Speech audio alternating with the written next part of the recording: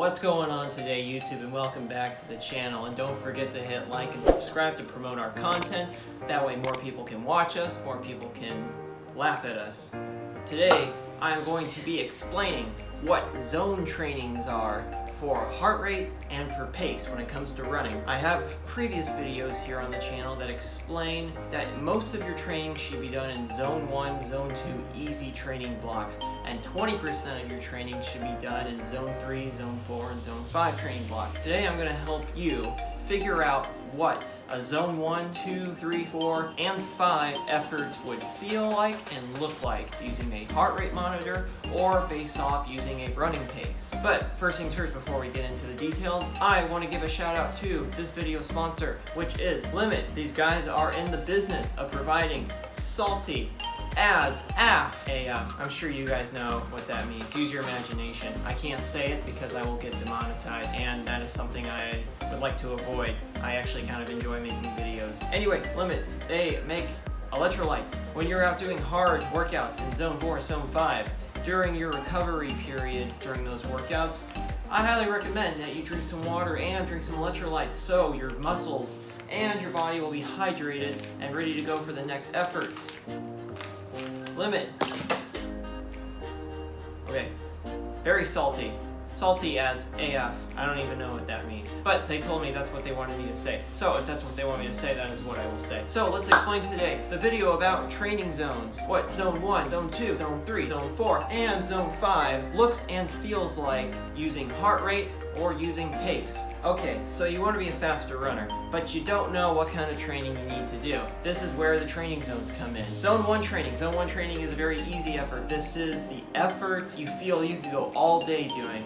Zone 2, that is an all-day easy effort, maybe a little fatigue, very slight. Zone 3 is moderate. This is something you could probably hold for 20, maybe possibly 30 minutes. But zone 3 is an effort that most people trap themselves in when they go and do training blocks. You see, zone 3, it's that effort where you want to get the workout done as fast as you can, but it's also that effort where you're not burning up too many candles at the same time. It's like that happy medium that your body finds. You feel like you're working hard and you feel like you're getting faster, where in all actuality, zone 3 is a gray zone. It is the zone you're gonna get the least amount of returns for your efforts for. It's really just gonna fatigue you, basically make you plateau and make the efforts that you used to be able to hold that were fairly easy, those are going to become more challenging because you've plateaued.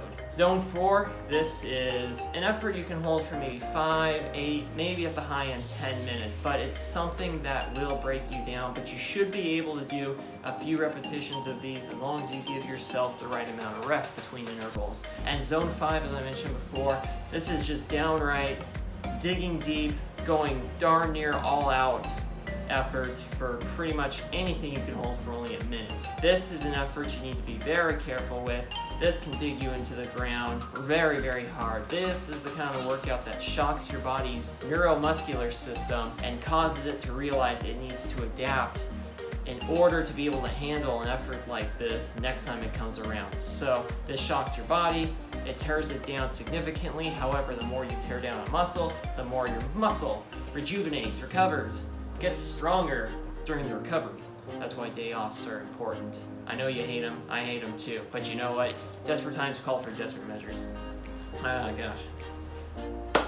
First things first, in order to figure out what your zone 1 training is and to figure out what your zone 2 training is, we need to do a lactic threshold test or a lactic pace test. You're going to want to see how far you can go in 30 minutes. You go as far as you can in 30 minutes.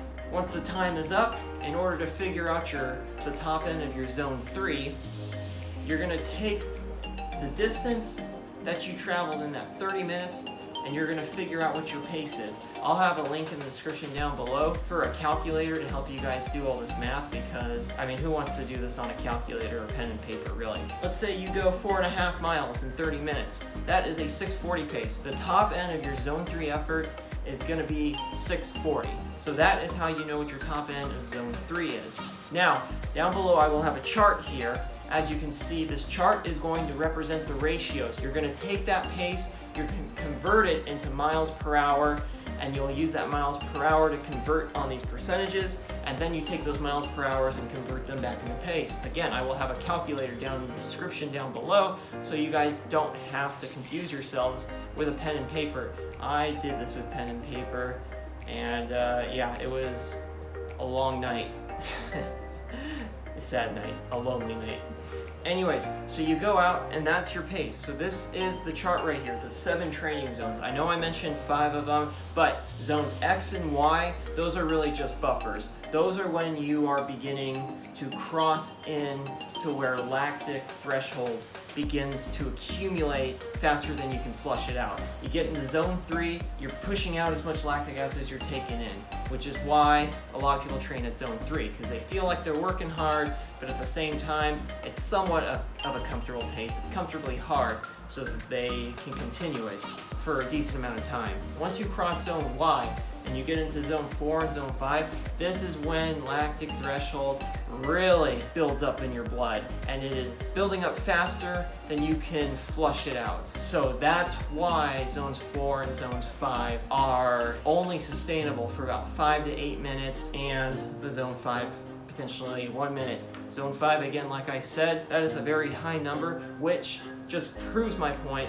This is a pace that probably can and should only be sustained for about a minute on your efforts, and it requires a lot of recovery in order to do them again. So that is how we figure out our zones for our paces. I hope that chart is very convenient. Again, there's no sugarcoating it. The best way to figure out what your pace is you gotta go out, see how far you can physically go in 30 minutes. It's uncomfortable, it's unbearable. I've done it a few times. I hate doing it, but it gives you accurate data of where your fitness level is. And with accurate data comes accurate numbers, and if you can hit accurate numbers in training, you will get faster. I guarantee you, as long as you're on a good program that gives a 20% mix of zone 3, zone 4, zone 5, and then an 80% mix of zone 1 and zone 2. And this is time-based.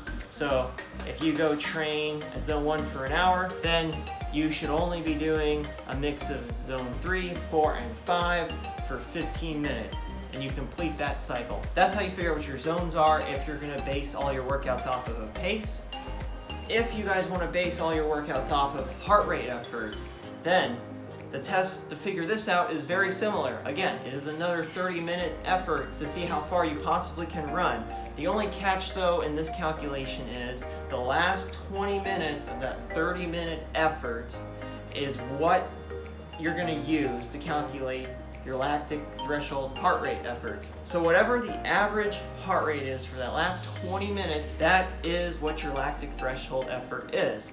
That will reflect the top end of your zone 3. So you've got your 20-minute lactic threshold heart rate effort from the 30-minute running test. Let's take a look at what zones 1, 2, 3, 4, and 5 are. Zone 1 is going to be 72 to 81%.